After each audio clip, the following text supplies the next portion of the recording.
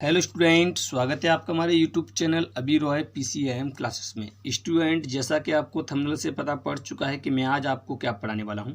मैं आज आपको पढ़ाने वाला हूं चैप्टर नंबर 2 यानी कि फिजिक्स फर्स्ट का चैप्टर नंबर 2 लेके चल रहा हूं, जिसका मैं एक डेरिवेशन लेके चल रहा हूं। उसका नाम है आवेशों के निकाय की वैद्युत स्थिति ऊर्जा, यानी कि आवेशों के निकाय की वैद्युत स्थिति ऊर्जा। निकाय क्या होता है स्टूडेंट? जिस प्रकार से आपने वैद्युत द्विध्रुव के बारे में पढ़ा था, उसी प्रकार से यहाँ पे भी एक निकाय बनता है।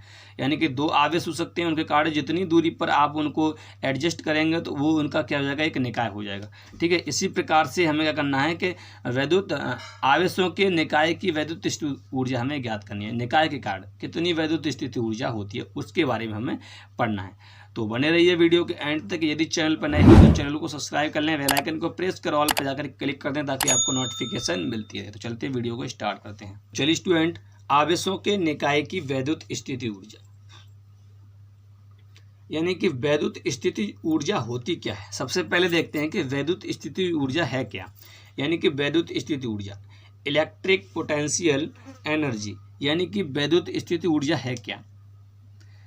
वैद्युत स्थिति ऊर्जा की सबसे पहले हम क्या देखते हैं, डेफिनेशन देखते हैं। तो चलिए सबसे पहले देखते हैं वैद्युत स्थिति ऊर्जा है क्या। तो यहाँ पर मैंने लिखा है, आप देख सकते हैं कि जब आवेशों को अनंत से परस्पर समीप लाते हैं तो एक निकाय का निर्माण होता है, यानी कि रचना होती है। तो इस निकाय के निर्माण में किया गया कार्य वैद्युत स्थिति ऊर्जा कहलाती है। यानी कि कोई निकाय बनाना है, हमें क्या बनाना है, निकाय। यानी कि मान लेते हैं कि कोई आवेश है हमारे, मान लीजिए प्लस क्यू आवेश और आर दूरी मान लेते हैं यहाँ से, मान लो, और यहाँ पर भी प्लस क्यू आवेश है।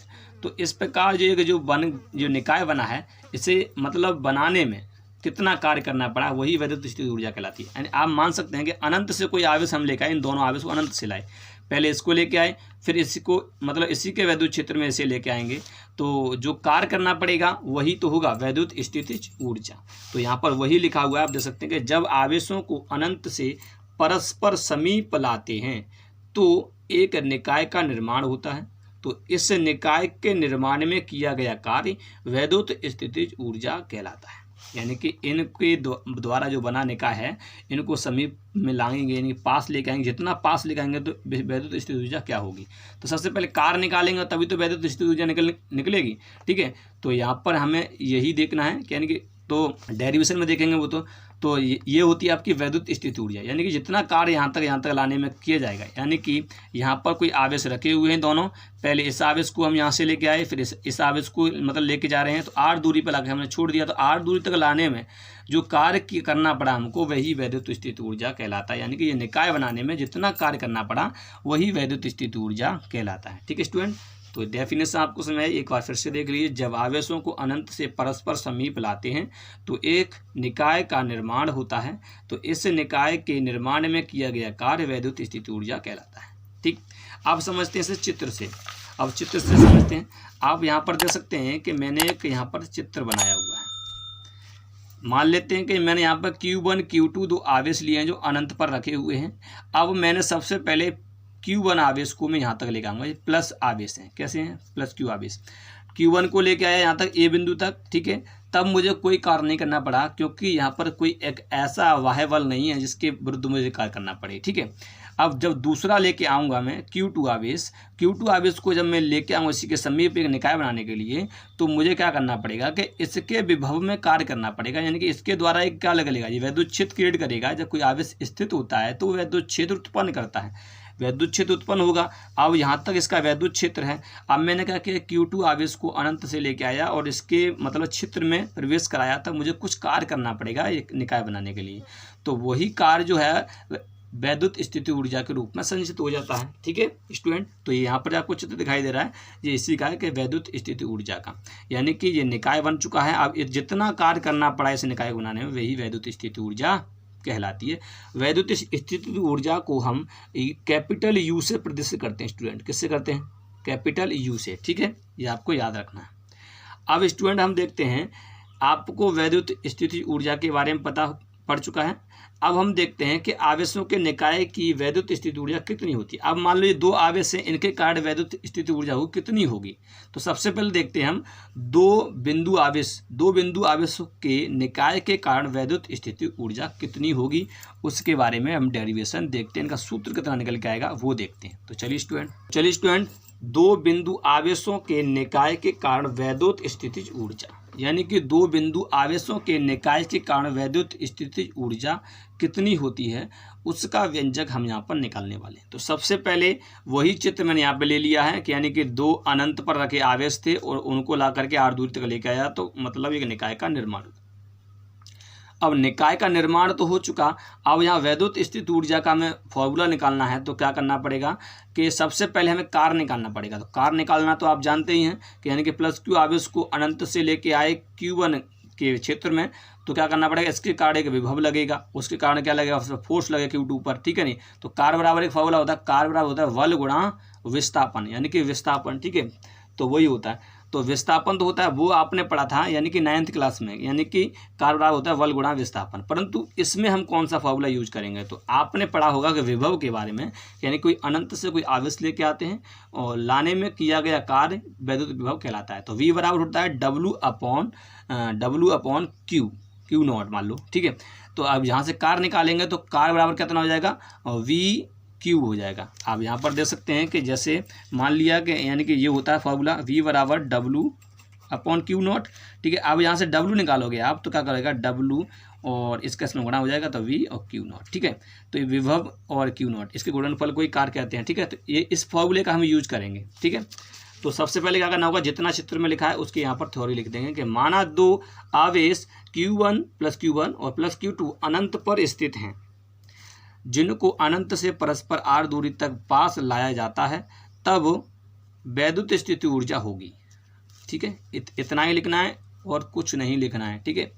अब चलिए इसका हम डेरिवेशन करते हैं। चलिए स्टूडेंट, अब क्या करना है स्टूडेंट, अब हमें डेरिवेशन करना है। तो डेरिवेशन करने के लिए सबसे पहले आप यहाँ पर समझिए कि यानी कि मान लिया Q1 आवेश और Q2 आवेश ये कहाँ हैं, अनंत पर रखे हुए हैं। अब मैं इनको अनंत से लेके जाऊँगा, ठीक है। तो पहले Q1 आवेश को लेके आऊँगा, तो यहाँ पर मान लो मैं Q1 आवेश को A बिंदु पर ले आया, उसी चित्र के बारे में बता रहा हूँ, ठीक है। अब क्या करूँगा मैं, अब ये Q1 आवेश को लाया तब मुझे कार्य कितना करना पड़ा। अब जब Q1 आवेश को लाना पड़ा, यहाँ तक लेके आऊँगा तो कोई कार्य नहीं करना पड़ा, यानी कार्य कितना होगा, शून्य होगा। जब कोई बल लगेगा, मतलब एक्स्ट्रा कहीं से बल लगेगा तभी तो कार्य माना जाएगा, ठीक है।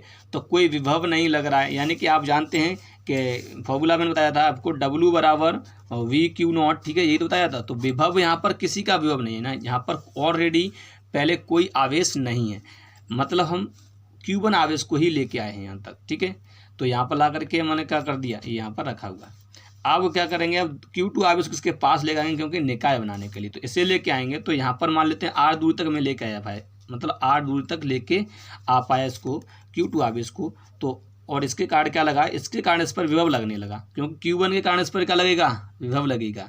तो तब जो कार्य होगा वो क्या हो जाएगा, आप देख सकते हैं। अगर Q1 आवेश को लेकर आऊँगा तो कार्य कितना होगा, शून्य हो जाएगा। तो पहला कार्य शून्य निकल के आएगा Q1 आवेश के कारण। दूसरा निकालेंगे Q2 के कारण, तो Q2 के कारण निकालेंगे तो इसका विभव लगेगा। तो हम जानते हैं कि W बराबर फॉर्मूला जो होता है, W बराबर वो होता है V। तो V किसके कारण, Q1 आवेश के कारण। तो Q2 तो यहाँ पर रहेगा गुणा में अंदर, और Q1 का विभव इस प्रकार से लिखेंगे, ठीक है नहीं, विभव, ठीक है, इस प्रकार से लिखेंगे। अब इसका विभव लगा देंगे तो ये निकल के आ जाएगा, ठीक है। तो चलिए सबसे पहले निकालते हैं Q1 आवेश के कारण कार्य, ठीक है। Q1 के कारण किया गया कार्य निकालेंगे। तो यहाँ पर आप देख सकते हैं, मैंने यहाँ पर लिखा है, यहाँ पे आप देख सकते हैं कि जब प्लस Q1 आवेश को अनंत से पास लाने में किया गया कार्य, Q1 आवेश को, इस Q1 आवेश को यहाँ तक लेकर आया, कोई आवेश नहीं है, कोई वैद्युत क्षेत्र नहीं है जिसके कारण इस पर विभव लगे, ठीक है। तो कार्य क्या हो जाएगा, शून्य हो जाएगा। तो W1 बराबर 0 हो जाएगा, ठीक है स्टूडेंट, इतना आपको समझ आया। अब देखिए Q2 आवेश को लेकर आऊँगा तो इसके वैद्युत क्षेत्र में लेके आऊँगा मैं, तो इसके वैद्युत क्षेत्र में लाने के लिए मुझे कार्य करना पड़ेगा, बल लगाना पड़ेगा, ठीक है नहीं। बल लगाना पड़ेगा तो क्या होगा, विभव, इसके कारण विभव लगेगा, ठीक है। तो वही तो बल लग रहा है, तो तब जो होगा वो कार्य होगा, तब पॉजिटिव कार्य होगा निकल के। जब यहाँ पर देख सकते हैं, अब प्लस Q2 आवेश को Q1 आवेश के पास r दूरी तक लाने में किया गया कार्य, ठीक है। कार्य निकालेंगे तो वही फॉर्मूला V बराबर W अपॉन Q।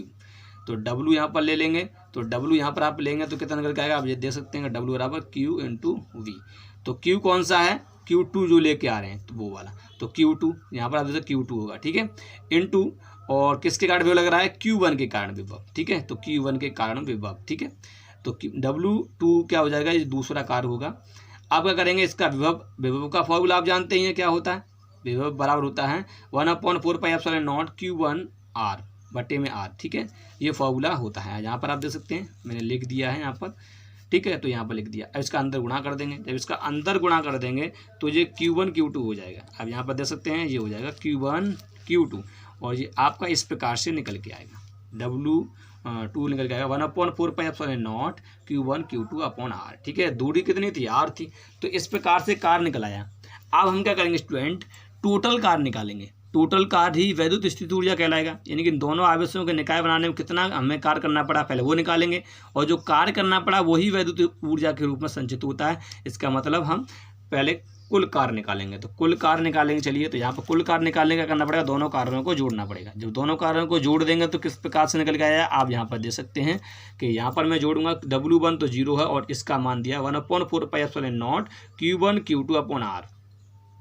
अब 0 का कोई मतलब नहीं होता, जोड़ेगा फिर भी इतना ही रहेगा, ठीक है, तो इतना निकल के आएगा। W बराबर निकल के आएगा 1/4πε0 Q1 Q2 अपॉन R। अब स्टूडेंट जो कार्य निकल के आया है यही कार्य वैद्युत स्थिति ऊर्जा के रूप में संचित होगा, ठीक है। तो हम ये लिख सकते हैं कि वैद्युत स्थिति ऊर्जा की परिभाषा से कि U बराबर कैपिटल U बराबर W, ठीक है। तो आप देख सकते हैं यहाँ पर, तो यहाँ पर आप देख सकते हैं कि वैद्युत स्थिति ऊर्जा की परिभाषा से तो U कैपिटल U बराबर W, क्योंकि जो कार्य किया गया वही वैद्युत स्थिति ऊर्जा होता है, जो कार्य होता है वही तो ऊर्जा होती है, ठीक है। तो आप जानते हैं किसी वस्तु के कार्य करने की क्षमता को एनर्जी कहते हैं, यानी कि ऊर्जा की परिभाषा क्या होती है, किसी वस्तु के कार्य करने की क्षमता को ऊर्जा कहा जाता है, ठीक है। तो U बराबर W, जो कार्य किया गया वही, तो U बराबर 1/4πε0 Q into Q2 upon R, ये निकल गया। और मात्रा क्या होता है, जूल होता है, ठीक है स्टूडेंट, तो इसका जूल हो जाएगा। अब स्टूडेंट मैं आपको एक बात बता दूं कि यानी कि यदि आपके जो आवेश हैं, मतलब जो मैंने अभी यहाँ पर आवेश लिए थे, चित्र मैंने आपको दिखाया था, यहाँ पर Q1 Q2 ये प्लस प्लस आवेश थे। जब समान आवेश होते हैं तो समान आवेश होंगे तो जो इसका जो ऊर्जा निकल के आएगी वैद्युत स्थिति ऊर्जा वो धनात्मक निकल के आएगी, ठीक है स्टूडेंट। और अलग अलग होंगे, मान लिया ये प्लस है और ये वाला माइनस है, तो एक माइनस एक प्लस, तो इसका मतलब विभव में अंतर हो जाएगा। ये विभव कितना किसका हो जाएगा, माइनस का हो जाएगा। जब विभव माइनस का तो कार्य भी माइनस का हो जाएगा, जब कार्य माइनस का हो जाएगा तो ऊर्जा भी किसमें हो जाएगी, माइनस की, यानी कि ऋणात्मक हो जाएगी, ठीक है स्टूडेंट। तो यहाँ पर मैंने वही लिखा है, नोट पॉइंट में आप देख सकते हैं, ठीक है। तो यहाँ पर लिखा हुआ है स्टूडेंट, तो यहाँ पर लिखा है नोट पॉइंट में लिखा है मैंने कि सजातीय आवेश के लिए वैद्युत स्थिति ऊर्जा धनात्मक होती है और विजातीय आवेश के लिए वैद्युत स्थिति ऊर्जा ऋणात्मक होती है, ठीक है, होगी। और यहाँ पर मैंने लिख दिया है, यानी कि जो वैद्युत स्थिति ऊर्जा होती है वो किस प्रकार की राशि होती है, आपको याद रखना है कि अदिश राशि होती है, क्योंकि वैद्युत विभव जो होता है वो अदिश राशि होता है। जब वैद्युत विभव अदिश राशि है तो क्या हो जाएगा, वैद्युत स्थिति ऊर्जा भी क्या हो जाएगी, अदिश राशि हो जाएगी, ठीक है स्टूडेंट। तो उम्मीद करता हूँ दो बिंदु आवेश के कारण आपको वैद्युत स्थिति ऊर्जा का व्यंजक आपको पता पड़ चुका है, किस प्रकार से निकालते हैं उसका फुल डेरिवेशन मैंने आपको करवा दिया। उम्मीद करता हूँ वीडियो आपको पसंद आई होगी। स्टूडेंट नेक्स्ट वीडियो में हम पढ़ने वाले हैं कि यानी कि बहुत सारे आवेश, यानी कि कई सारे आवेश हों, अभी तो दो थे, दो से ज़्यादा हों, 3 आवेश हों या n आवेश हों, उनके निकाय के कारण वैद्युत स्थिति ऊर्जा कितनी होगी उसके बारे में पढ़ने वाले हैं, ठीक है स्टूडेंट। तो उम्मीद करता हूँ ये वाली वीडियो आपको पूरी तरह समझ में आ चुकी होगी। यदि वीडियो पसंद आई हो तो लाइक करें, शेयर करें, चैनल को सब्सक्राइब कर बेल आइकन को प्रेस जरूर कर दें ताकि आपको नोटिफिकेशन मिलती रहे। अब मिलते हैं नेक्स्ट वीडियो में, तब तक के लिए जय हिंद।